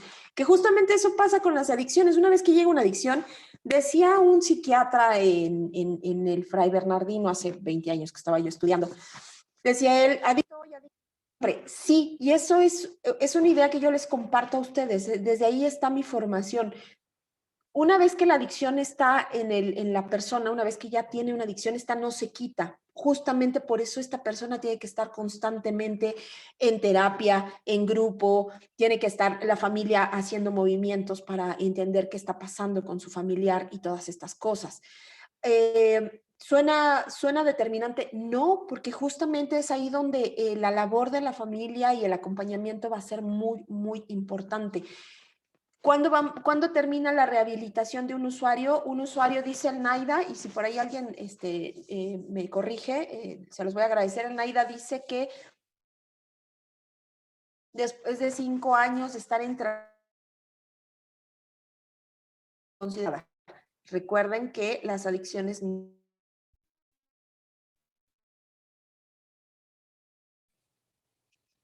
Creo que me quedé pasmada. Sí, te cortaste. Ahí está, Carlita, gracias. Sí, pero creo que ya. Ya mejoró. Sí. Bueno, entonces les estaba yo diciendo que justamente esta parte donde hay que hacer también esta conciencia, ¿sí? Y ahora sí ya me voy a la parte de la prevención. ¿Por qué los papás somos tan importantes en la prevención? ¿Por qué la escuela es tan importante para la prevención? ¿Y por qué el medio ambiente es tan importante para la prevención? Pues porque las adicciones o la adicción como tal es un desorden mental, es un desorden en la salud mental del individuo y este desorden va a requerir una atención especializada. Recuerden que por muy feo o bonito que suene, los psicólogos como tal, los psicólogos tenemos una labor muy grande con respecto a la salud mental, con respecto a la salud emocional, pero no todos los psicólogos podemos dar terapia. Los psicólogos tenemos que estar formados como terapeutas para dar terapia. Segundo, para hacer una intervención, muchas ocasiones esta gente que anda haciendo prevención en la calle está más preparado que nosotros porque ya saben qué hay, qué sustancias hay en la calle, cómo funcionan. ¿Por qué? Pues porque se los han dicho la misma gente, la misma población. ¿Qué es lo que tenemos en las manos? Pues en un momento dado, mucha o poca información de parte de los profesionales, sí, pero más allá de eso está el hecho de que también están los papás, ¿no? O sea, los papás van a ser bien importantes en este tema de la prevención. ¿Cómo es que los papás nos van a ayudar a hacer prevención? Pues justamente ellos son el principal soporte de la educación en general, ¿no? Y yo les compartí esa frase del pediatra de mis hijas, me encantó, y se las comparto porque ya le encontré razón, ya le encontré motivo al hecho de él me dice, los límites son el mayor acto de amor. ¿Y por qué un acto de amor? Pensándolo no de una manera... no una manera romántica, no, sino esta parte donde al final mis hijas en algún momento van a salir a la calle y se van a enfrentar a 1000 cosas. Yo podría desde casa decirles, oigan, en mi casa no se consume absolutamente nada, lo cual no es cierto, ¿no? Porque hay quien toma refresco, hay quien toma Coca-Cola. Aquí les vinieron a hablar de cómo la dependencia a los azúcares y a los carbohidratos es una cosa impresionante. Hoy al consultorio, bueno, yo trabajo para un centro clínico, damos tratamiento ambulatorio y el número de llamadas para trabajar con adicción a los carbohidratos y al azúcar van en aumento, cuando hace 1 o 2 años no existían. Ahora, les estoy hablando de adultos, de gente de más de 20 años, pero no hemos volteado a ver que en México es el primer lugar en obesidad infantil, lo cual quiere decir que nosotros ya tenemos chicos con un problema con este tipo de consumos. Ojo, otra cosa, la gente que anda haciendo prevención tiene un montón de información que podemos empezar a poner en orden y ponerle nombre y apellido. Les comparto, a mí me toca estar en un CONALEP en Álvaro Obregón hace algunos años y justamente los chicos, cuando llega la gente del UNEMECAPA, de la ERA, nos dice, bueno, estos chicos ya tienen una adicción, ni siquiera están en uso o abuso, en ese entonces todavía se usaban esos términos, no, ya estaban en dependencia. Si yo recibo a los chicos en bachillerato, ¿qué les gusta? 16, 17 años, muy chiquitos, 15, pues esto quiere decir que ellos ya traen varios años de consumo. Y si ustedes se ponen así bien estrictos, y la gente de prevención no me dejará mentir, en primaria alta, 5º, 6º año, ya hay consumo de tabaco, hay consumo de alcohol, y ya hay una serie de conductas que podríamos empezar a decirle a los papás, oigan, estos son focos rojos, estamos en muy buen tiempo para recuperar la salud y el equilibrio de estos chicos y de ustedes como papás. Los chicos no se enferman solitos, las niñas no se enferman solitas, no se desordena, ¿no? Eso es bien importante. Tanto el maestro Castrejón como el maestro Jacobo a mí me insisten mucho en el sentido de son desórdenes, no son trastornos. En ninguna parte dice trastorno, ahí dice desorden, que acá pues lo leemos como trastorno, es diferente, ¿no? Al ser un desorden, pues le podemos dar orden. Y eso también el doctor Gerardo González, que es el director médico de Montefénix, siempre nos dice, los adictos pensamos chueco, por lo tanto, no es que esté bien o esté mal, simplemente está chueco. Enséñales, dale las herramientas para que piense diferente. ¿Y cómo lo haces? A través de habilidades para la vida. Oye, tiene 35 años y si no sabe comunicarse, no va a poder sobrevivir en este mundo. Si no sabe poner límites, no va a poder vivir en este mundo. Si no sabe tomar decisiones, mucho menos. Entonces es ahí donde todo esto va teniendo una razón de ser. ¿Cómo van a participar los papás en la prevención? Pues básicamente haciendo ambientes sanos de crianza, ¿sí? Los papás en muchas ocasiones tenemos el buen pretexto de decir no nos enseñaron a ser papás. Pues no, efectivamente no nos enseñaron. Tampoco nos enseñaron a, pues, ¿qué les digo? Tampoco nos enseñaron a poner límites, tampoco nos enseñaron a no ser codependientes. Hay una frase que yo le voy a poner la etiqueta de codependencia en mayúsculas y en rojo, en el sentido estricto del yo no quiero para ellos lo que a mí me pasó. Y podemos hablar desde, a mí me prohibían comer comida chatarra, bueno, ellos van a comer toda la comida chatarra que quieran, hasta historias tan tenebrosas, perdón que ocupe ese término, pero este tema del abuso sexual al interior de la familia, Las cifras son alarmantes en España. Aquí en México hace 6 meses dieron cifras alarmantes y nadie dijo absolutamente nada. O sea, las niñas están siendo madres a los 13 años, sí, pero no es de a gratis. O sea, ¿cómo se están embarazando? El 75% de esas niñas embarazadas son niñas violentadas al interior de sus domicilios, por hermanos, por tíos, por primos, por padres, por abuelos. Entonces dice uno, ay, espérame, la realidad me indica que no solo tengo que hacer prevención con respecto a consumos, a conductas, sino también a un autocuidado. ¿Cómo voy a evitar consumir sustancias? ¿Qué te parece, papá? ¿Qué te parece, mamá, si te enseño lo que es el autocuidado? Por aquí hay gente adulta, como yo, más o menos. Yo tengo 40. Por ahí hacia arribita, en la prepa, les daban una materia que se llamaba higiene mental. Y en higiene mental les enseñaban, y se los cuento porque mis papás tenían mi mamá es fanática de guardar cosas, y cuando yo estaba en la prepa, justo un día me sacó un libro de higiene mental y hablaba del autocuidado, hablaba de que debes bañarte diario, lavarte los dientes, tu ropa siempre debe estar limpia. Y uno diría, bueno, ¿y cómo lo vas a lograr si hay áreas o hay lugares donde no hay acceso al agua, donde no hay acceso a la limpieza? Sin embargo, sean bien estrictos con esta manera de ver el mundo, y hay gente en condiciones muy humildes que procura la limpieza, procura el orden, y yo me pregunto, ¿cómo le hacemos? ¿No? A mí, afortunadamente, me ha tocado trabajar como en lugares muy, muy marginados y en lugares con muchos medios económicos, pero con poco orden, ¿no? O sea, de repente en los centros clínicos, en los residenciales donde a mí me tocó trabajar, les puedo contar que los chicos con mayores, las familias con mayores ingresos, no tenían la costumbre de bañarse. Y cuando hacíamos pues el rastreo de por qué no se bañaban, pues resulta que no solo no era una costumbre.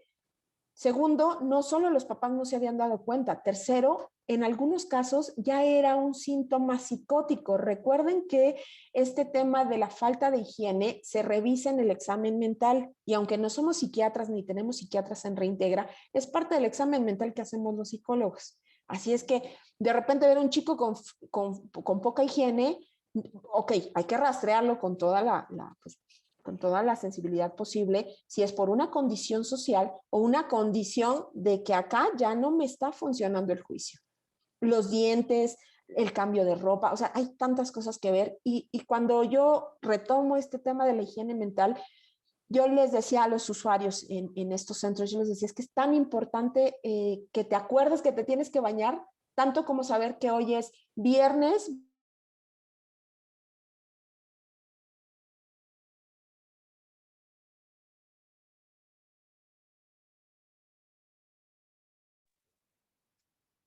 ¿Se congeló o es mi...? Ajá, no, ya no la escuchamos.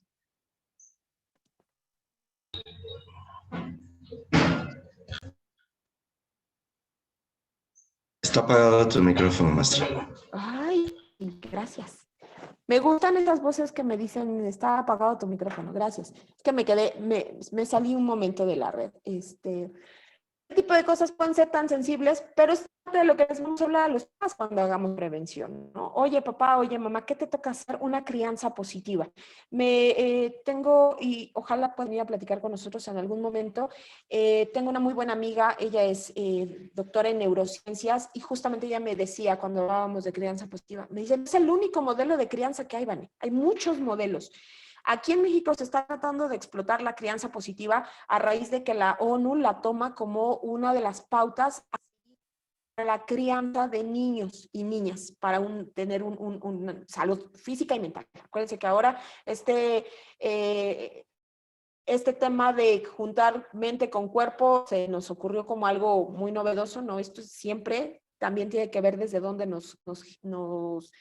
desde donde partimos como seres humanos y como profesionales, ¿no? Entonces, ella me dice, hay muchos otros modelos, pero básicamente la crianza positiva nos habla de habilidades para la vida. Recuerden que si esto de las habilidades para la vida que les ha dado la maestra Yasmín les parece muy infantilizado, ¿qué creen? En la red La ONU tiene 4 manuales de habilidades para la vida, uno para niños y niñas, uno para adolescentes, uno para adultos jóvenes y uno para adultos si bien no de la tercera edad, sí mayores de 50 años, ¿sí? Cómo a los mayores de 50 años les vamos a ayudar a recuperar su proyecto de vida, cómo a los niños y adolescentes les vamos a fomentar el proyecto de vida. ¿Y qué vamos a hacer con los papás en prevención? Ojo, yo partiría de ver en qué momento está la familia. ¿Sí? Recuerden que hay algo que se llama ciclo vital de la familia, hay que identificar en qué momento está la familia. A veces ustedes nos decían el lunes, recibimos familias bien jóvenes, recibimos familias en donde la mamá es de la hermana del usuario de nuestros servicios, ¿no? Entonces, ¿qué hacemos ahí? Recuperarle un proyecto de vida,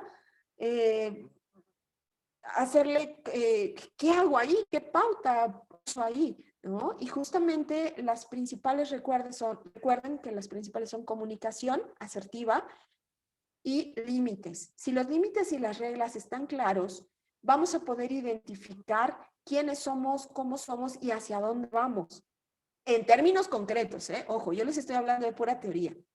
Ya en la práctica, justamente todas estas cosas que ustedes hacen, cada una de ellas tiene un cómo y un por qué.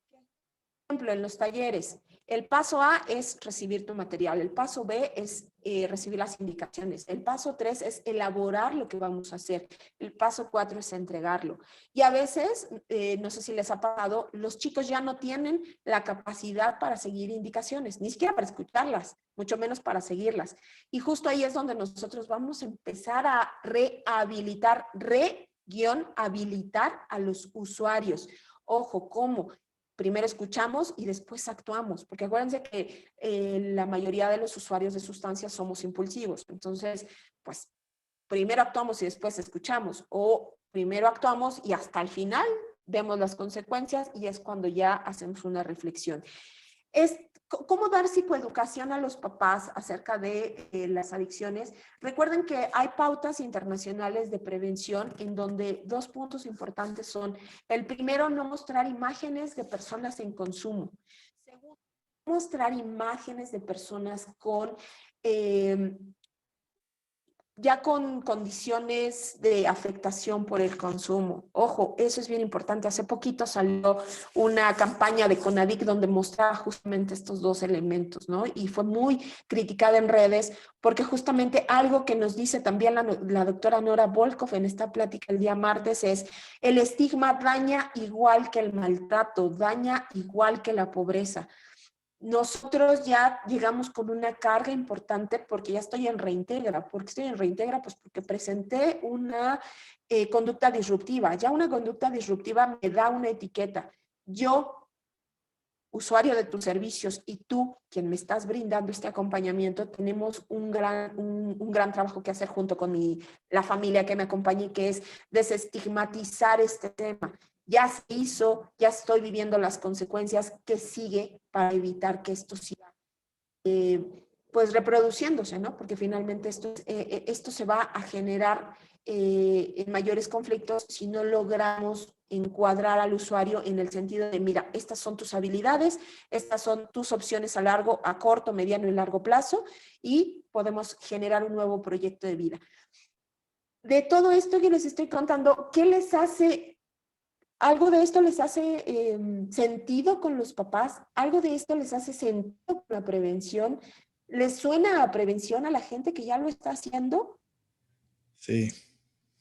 Ay, ¿quién me dijo que sí? Me gusta que me digan que Uriel, sí. Gracias. ¿no? Otra vez soy Uriel, yo. Pero no, cuéntame, Uriel. No, hace rato lo mencionaba, ¿no? Con todo este trabajo de las escuelas y pues precisamente, ¿no? A lo mejor no lo enfatizamos, pero esta metodología de la que nos hablas, estas habilidades para la vida, tratar el proyecto de vida, identificar todas estas cuestiones, pues son las que nosotros día a día, ahí estamos, ¿sí?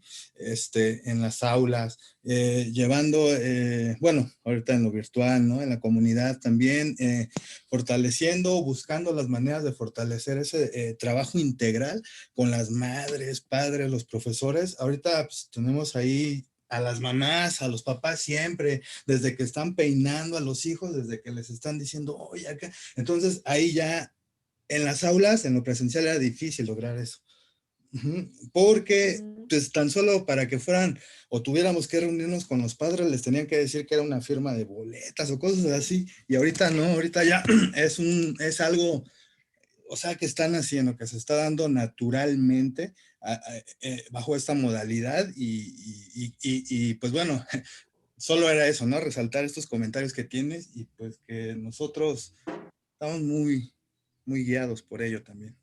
De hecho, ayer con las compañeras Carolina, Araceli, revisábamos unos videos y pues no sé, a lo mejor ellas lo podrán comentar también. Palabras como quién soy, de dónde vengo, a dónde voy, las estuvimos revisando ayer. Entonces, pues, sí, no nada más hacer énfasis en pues esta metodología para la prevención es un elemento fundamental. ¿Yo puedo hacer una aportación, maestra? Adelante, nada más recuérdame quién eres. Soy Edgar Maldonado, soy el asesor de actividades culturales y deportivas y llevo el taller de teatro. El taller de teatro, bueno, hace ratito mi compañero Jorge también, él maneja el taller de teatro en prevención y yo con los adolescentes en tratamiento. Y también el espacio de acondicionamiento físico con los adolescentes en tratamiento y para los papás también. Y ayudo al maestro Axel en el taller de tejido como apoyo, acompañamiento.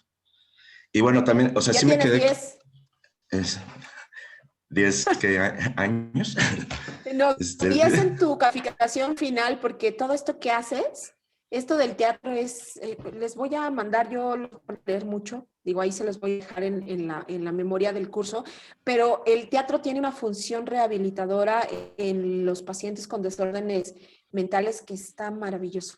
Sí, claro. De hecho, he tenido la oportunidad de trabajar, dar teatro a personas con discapacidad mental y síndrome de Down. Entonces, y bueno, sí.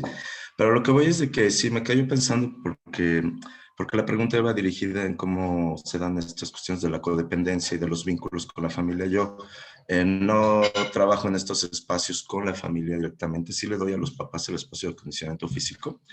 Pero, por ejemplo, te puedo compartir que en el taller de teatro, los adolescentes que llegan con consumo de determinadas sustancias, sí es algo que permea dentro de la sesión, ¿no? O sea, como yo trabajo mucho en estos ejercicios de autoconocimiento, que ellos primero se conozcan para poder eventualmente representar, si se llega a eso, pero entonces es algo que está como en el inconsciente ahí, ¿no? Está flotando en el ambiente. No trabajo directamente con consumo de sustancias, pero vamos, los chavos lo manifiestan, ¿no? Y como yo trabajo con el esquema corporal, con la memoria corporal y todas estas cosas, entonces sí es muy fácil detectar adolescentes que traen consumos de sustancias más fuertes, inhalables, por ejemplo, en donde pues sí ya se detectan pues ciertos rezagos, ¿no?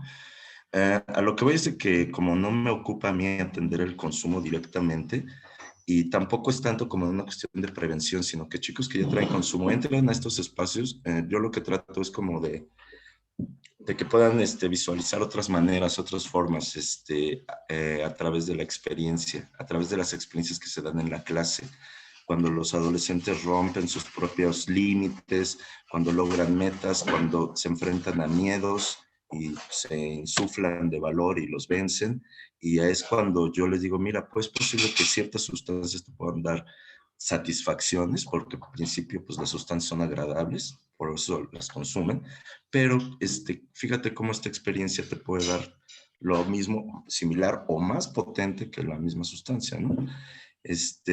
Por ejemplo, en los espacios de acondicionamiento físico, pues sí estamos en la preocupación de a qué cuerpos les estamos dando la sesión y a partir de qué concepción epistemológica del acondicionamiento físico, ¿no? Si ahorita con mi compañero Javier estamos discutiendo eso de a quiénes le estamos hablando y en estas condiciones de comunicación en las que nos encontramos, entonces preguntarnos si realmente estamos incidiendo, ¿no? O sea, el acondicionamiento físico tiene que ver con la salud física, incluso con se toca la salud mental.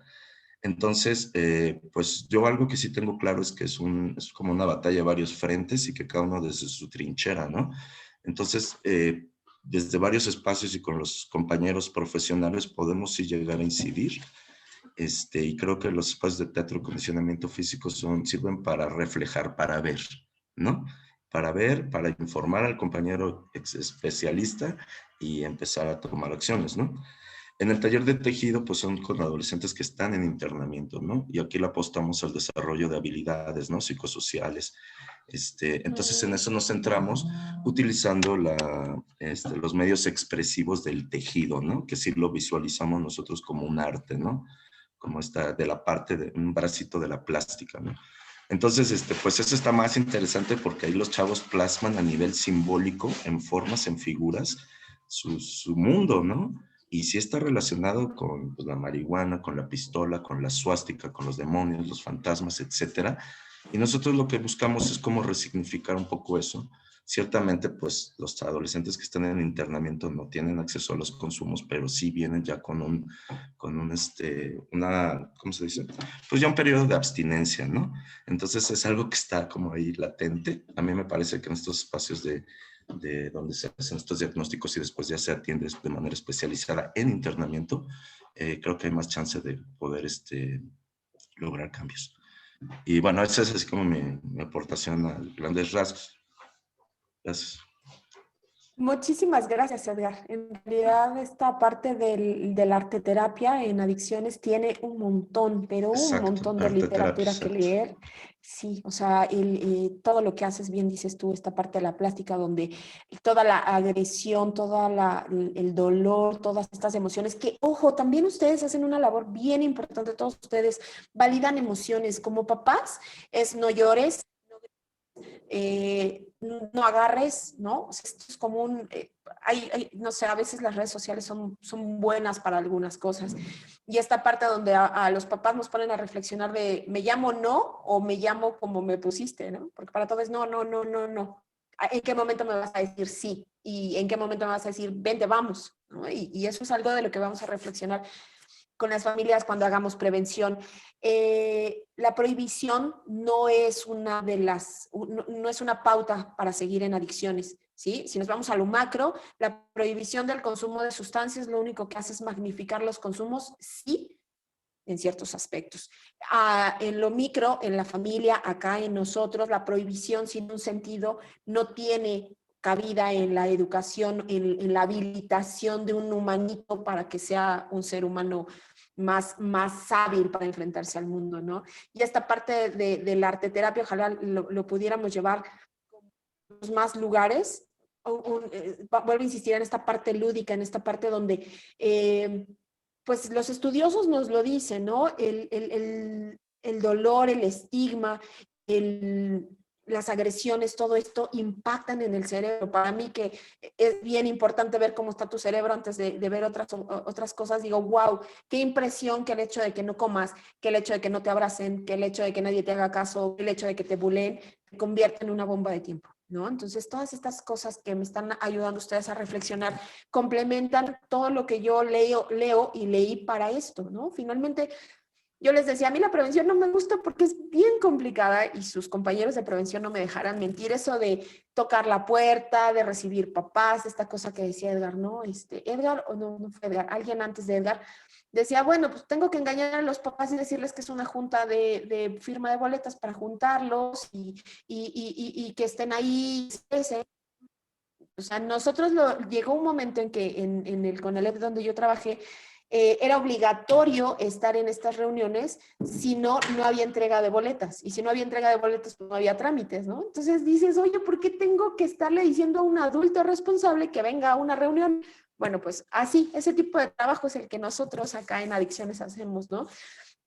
En los centros de tratamiento residencial donde me ha tocado estar, les comparto, pues de repente las sesiones de familia los sábados, porque nosotros las hacemos los sábados, pues eran obligatorias para que pudieras ver a tu usuario, porque era importante hacer una conciencia de enfermedad en donde no era el usuario de sustancias el enfermo. De entrada el problema no es problema, ¿sí? El consumo de sustancias solo es la punta del iceberg, ¿no? Entonces es bien importante que veamos cómo esto nos puede impactar y cómo nos puede dar una nueva manera de ver las cosas, ¿sí? Podemos empezar a cerrar esta sesión.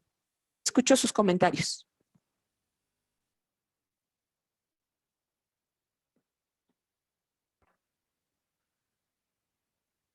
Bueno, yo retomo, pues retomo esta parte que mencionas tú sobre la prevención, los papás y como esta manera también de las habilidades para la vida.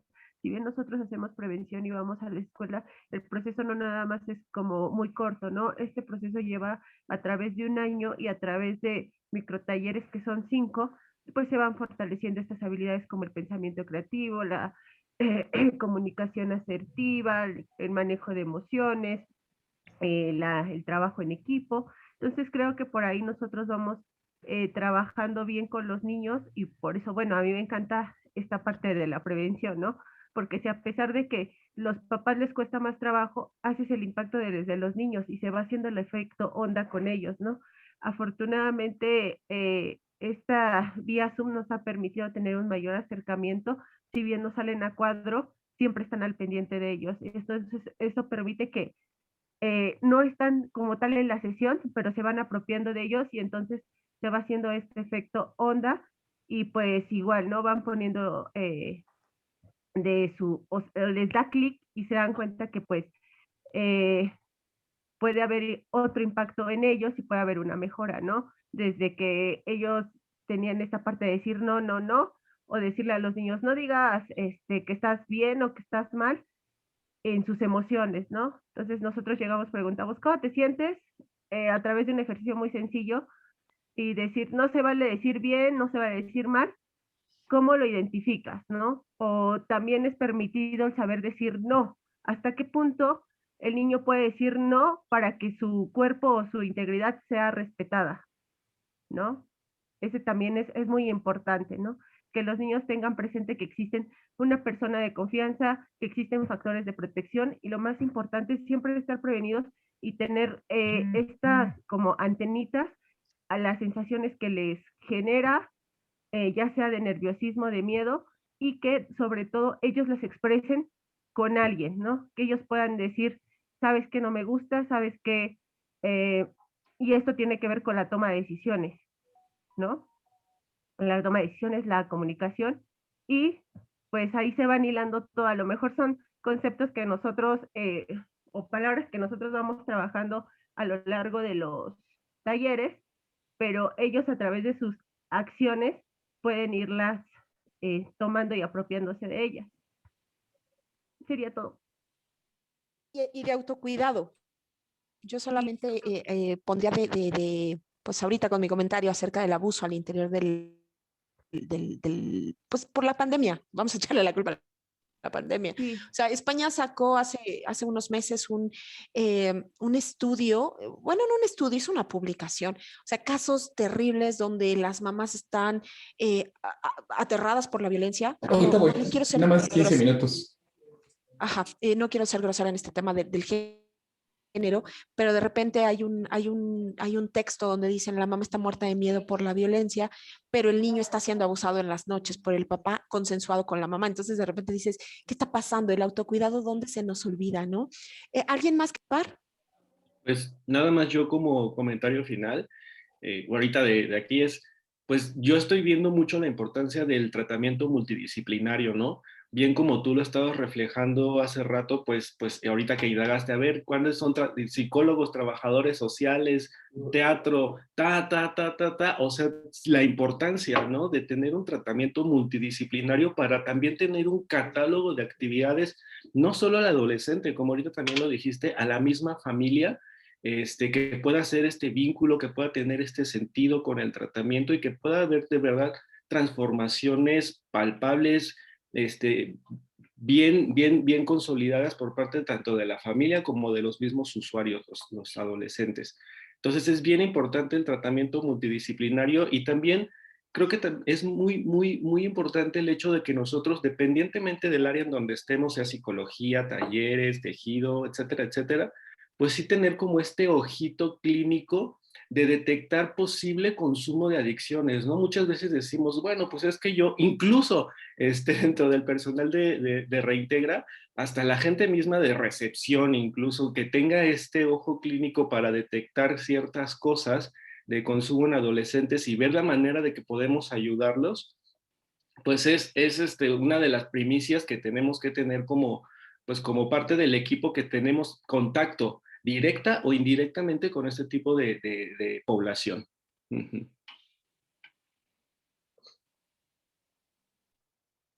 Qué importante es esto de hacer equipo. Fíjate que tú tocas un punto bien importante. Yo te lo voy a dejar en un ojo, en buen ojo, ¿no? Porque no sé si a ustedes les pase, pero hay algunas mamás, a lo mejor la mía, porque ya es un poco grande, las abuelas, encontraban este feeling, ¿no? Tienen este feeling. Y algunos de nosotros de repente, dice la teoría que no debemos de hacerlo afuera del consultorio, pero lo hacemos y es como de, ay, algo raro está pasando, ¿no? No sé, Edgar, que nos compartía esta parte del teatro, bueno, él en la parte psicocorporal ve un montón de cosas. Es bien importante que estemos en comunicación. A mí me hubiera encantado que en esta formación que ustedes están teniendo hubiéramos incluido una parte, perdón, yo soy muy estricta en algunas cosas, si se pudieron dar cuenta, mi TDA a veces no me deja, pero en otras sí soy bien estricta. Por ejemplo, me hubiera encantado hablar del el expediente clínico, de las normas que tenemos para trabajar con estos pacientes. ¿Por qué? Pues porque a partir de eso podemos saber qué vamos a lograr con lo mucho o poco que estamos haciendo, desde mi punto de vista, ¿vale? Entonces, hoy que son un equipo tan grande, yo los invito a que todo lo que hagan lo plasmen en sus notas de evolución, lo plasmen en sus expedientes para que en un momento dado puedan recopilar todo esto y en algún momento poder publicarlo. De hecho, en la carpeta de material que les envié, les mandé un documento que hace el ILEF, perdón, no, el IEFAM. Este, es una publicación que hacen acerca de la violencia en la familia y lo hacen a partir de las familias que ellos han estado atendiendo, de las familias que llegan a pedir apoyo y cómo la violencia es una manera de comunicarnos. Recuerden que desde ciertas teorías en la terapia sistémica, todo es comunicación. Todo, el que estemos, el que no estemos, el apagar mi cámara, el participar, todo comunica. Eso dice la teoría. En la práctica, pues ahí tenemos a Edgar, ¿no? Lo psicocorporal no necesita nada más que observar, que sentir, que compartir para hacer un montón de cosas. Y la parte psicocorporal tiene su parte científica, que eso es una cosa maravillosa. Para cerebros tan extremistas como el mío, eso es maravilloso. A mí me hizo falta espacio, tiempo para darles mucho, darles poco, no lo sé. Les mando muchos instrumentos porque creo que es importante que cada vez que ustedes sientan la necesidad de medir algo, ahí lo tengan a la mano. Sabemos que no siempre el PDF es lo mejor, pero bueno, es una opción. Les mando cosas que leer para que ustedes se sigan preguntando si lo que hacen tiene alguna validez, si tiene algún sentido, si de repente creen que no, pues ahí hay un montón de cosas que leer. En Adicciones acá en México no se publica mucho, pero en España sí, así es que por favor lean mucho, búsquenle, si tienen dudas, nosotros vamos a estar al pendiente para pues también, ¿no? Encuadrar lo mucho o poco que haya yo podido compartirles. Y algo bien importante, se me estaba olvidando, encontré algo maravilloso. Si bien la codependencia para mí no es una entidad clínica y los papers lo dicen, sí es un fenómeno que tenemos que estudiar porque estamos en esto de las dependencias, ¿sí? Segundo, hay un documento que les enviamos en la carpeta que es un cuaderno, bueno, es un manual de trabajo para familias con codependencia. Ojo, es todo un material de trabajo, no tiene una extensión de más de 6 meses, ojo, es un protocolo, lo publicaron gente de la UAM, lo publicó en España, lo cual quiere decir que mínimamente estuvo bien elaborado, técnicamente tiene confiabilidad, validez, está muy padre, está hablando de adultos, lo podemos utilizar en familia y si alguno de ustedes lo quiere echar a andar, bueno, pues podemos darle una nueva lectura y ver cómo acomodarlo a esta población tan específica que ustedes manejan, ¿vale? Para mí fue un gusto estar con ustedes. Yo no soy de hacer exámenes, perdón, me salté esa parte, me hubiera encantado preguntarles término por término, pero en realidad creo que todo lo que ya hacen es más valioso que todavía un examen. Para mí, sería todo, doctor Castrejón. Muchísimas gracias a todos por estar acá conmigo y haberme aguantado los errores técnicos. No puedo con el Wi-Fi, no lo puedo controlar. Doctor.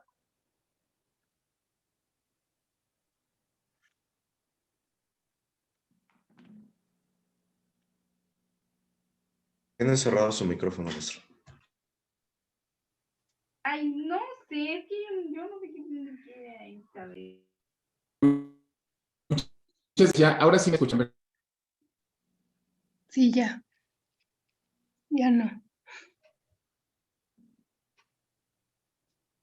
Como que sí, pero ya no lo escuchamos, maestro Castrejón. Volvió a apagar su micrófono, maestro. Ahí está. Ahí está.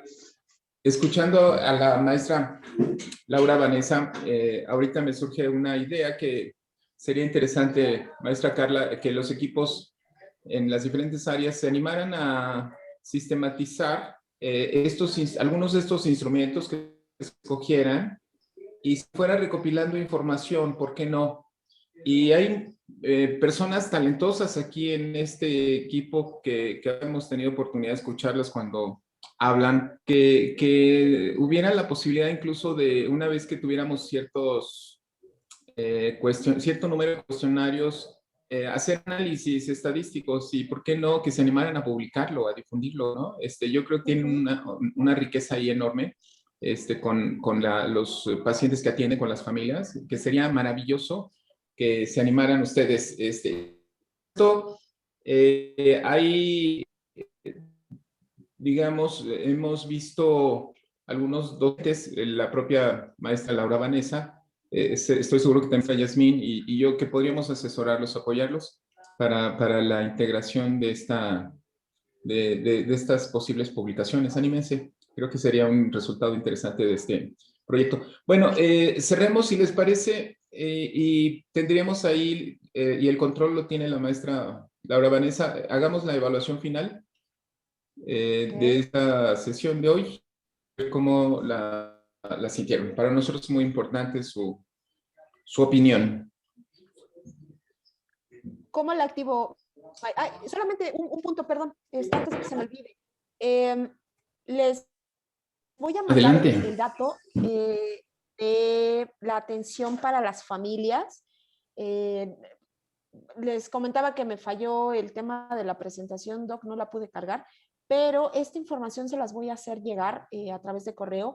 Es el IFAC el que está teniendo ahorita paquetes de atención para las familias. Son 10 sesiones de terapia familiar para las familias que así lo requieran. Obviamente su área de impacto es el sur, sin embargo creo que pudiéramos platicar, no lo he hecho yo todavía, pero sí hablar de esta necesidad del apoyo, no solo porque los psicólogos, terapeutas, familiólogos, niñólogos, o sea, a veces nos quedamos cortos y creo que estos paquetes donde esta gente que está estudiando, que está haciendo cosas, nos pueden ayudar, creo que es bien importante. Es el IFAC, está aquí en San Ángel, por si alguien se me adelanta, pueden empezar a hacer contacto y ellos están teniendo paquetes de 10 sesiones para atención gratuita con familias. Gracias. Y ahora sí, Doc, me dice cómo poner la... Abajo viene precisamente donde viene encuesta, viene unas barritas que le tiene que dar clic y ahí se proyecta. Independientemente, maestra Vanessa, queremos comprometerla para que a través de su correo o a través de correo sigamos en enlace y habrá preguntas y asesorías específicas del equipo. Si en algún momento, ahí lo tienen, ya saben cómo hacerlo, es muy sencillo. En lo que el doctor y yo seguimos platicando con ustedes y ofreciéndoles todo el apoyo que requieran, cualquier duda, comentario, siempre son bienvenidos. Y justamente tuvimos la oportunidad de platicar con la maestra María José Martínez aquí. Ustedes tuvieron la oportunidad de compartirla con nosotros y esta parte de darle método a lo que hacemos lo va a hacer, si ya es valioso, lo va a hacer 1000 veces más porque se puede replicar y replicar y eso le da mucha importancia a nuestro trabajo, no solo a nivel intelectual, sino también por la contribución que podemos hacer a lo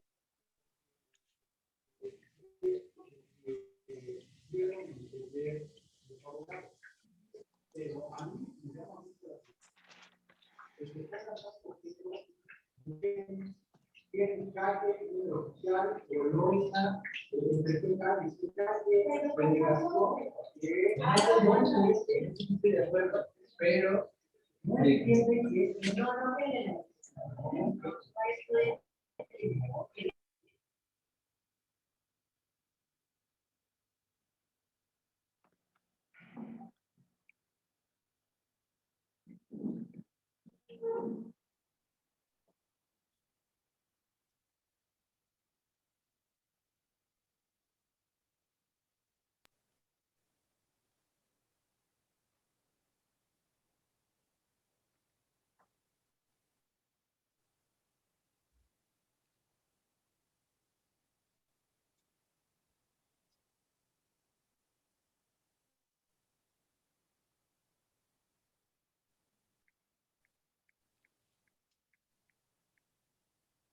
Pues creo que ya casi está la mayoría, ¿no, maestro?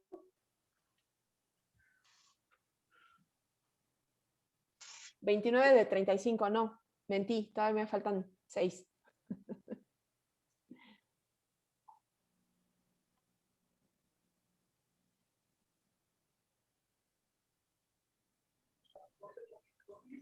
Si lo quiere compartir para ver los resultados, sería interesante. ¿Cómo lo comparto en Share? Dice compartir. Ajá.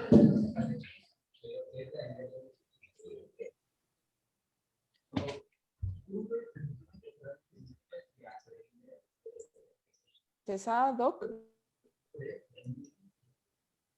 Ahí está empezando a compartir. No, compartir resultados. Ok. Hay que terminar la votación. Ok. Y después aparece inmediatamente un icono de compartir los resultados. Aquí está. Perfecto. Ahí están los resultados.